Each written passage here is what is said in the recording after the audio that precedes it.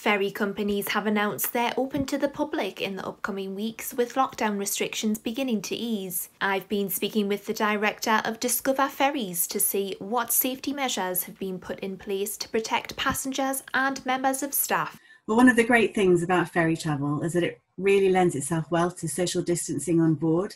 You know, there's wide open public spaces, you can go outside on deck within the fresh air, and you also have the opportunity to board via your own car as well.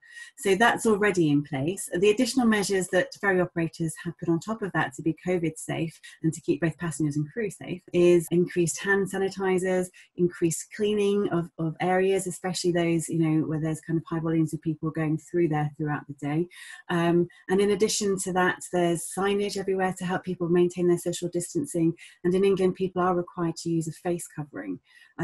There's been a lot of training for the operators' staff and the crew on board, so they know how to help passengers kind of enjoy their trip safely and in comfort. So our research shows that there's a lot of appetite for people wanting to go on holiday this year, with about 50% wanting to travel within the UK and British Islands, but also 27% are quite keen to go abroad to Europe. Well, I would say that ferries are the safest form of transport because of the ability that you have to socially distance, and also on some of the longer crossings, so over to Amsterdam, for example, you have your own cabin space, so you can travel in your own kind of party bubble, whether that's with your family or close people. So that's a fantastic thing that you can do on ferries only, really. Ferries have been working incredibly hard throughout this pandemic to keep the free flow not only of essential lifeline services, but also of goods such as food and medical equipment into the UK and broader. So they have been working really hard behind the scenes, and that means that they're really well placed to go forward and accept passengers with all the safety measures in place to welcome them on board.